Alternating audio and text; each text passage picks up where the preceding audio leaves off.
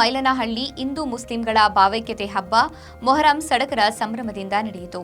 ಸೋಮವಾರ ಸಂಜೆಯಿಂದ ಗ್ರಾಮಸ್ಥರು ಮರಗಳನ್ನು ಸಂಗ್ರಹಿಸಿ ಮಸೀದಿಯ ಮುಂದಿನ ಅಳಾಯಿ ಕುಣಿಯಲ್ಲಿ ಜೋಡಿಸಿದ್ರು.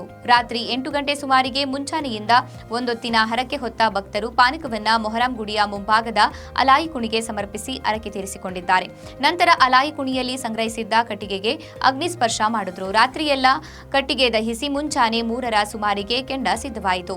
ಮೊದಲಿಗೆ ದೇವರುಗಳನ್ನ ಹೊತ್ತ ಮುಸ್ಲಿಂ ಸಮುದಾಯದ ಪೂಜಾರಿಗಳು, ನಂತರ ದೇವರುಗಳನ್ನ ಹೊತ್ತ ಹಿಂದೂ ಬಾಂಧವರು ನಿಗಿ ಜಲಪಿಸುತ್ತಿದ್ದ ಕೆಂಡ ತುಳಿಯುವ ಮೂಲಕ ಹರಕೆ ಸಲ್ಲಿಸಿಕೊಂಡಿದ್ದಾರೆ.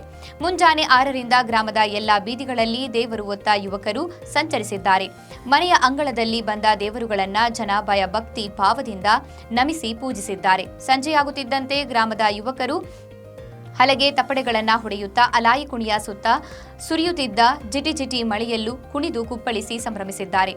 ದೇವರುಗಳನ್ನ ಹೊತ್ತ ಯುವಕರು ಜನರಿದ್ದಲ್ಲಿಯೇ ಹೋಗಿ ಆಶೀರ್ವದಿಸಿದ್ದಾರೆ. ಕೊನೆಗೆ ಅಲಾಯಿ ಕುಣಿ ಮುಚ್ಚಿದ ಬಳಿಕ ದೇವರುಗಳನ್ನ 3 ಬಾರಿ ಪ್ರದಕ್ಷಿಣೆ ನಡೆಸಿ ಸಮೀಪದ ವೇದಾವತಿ ನದಿಯಲ್ಲಿ ವಿಸರ್ಜಿಸಲಾಯಿತು. ಇಲ್ಲಿಗೆ ಮೊಹರಂ ಹಬ್ಬ ಕೊನೆಗೊಂಡಿತು.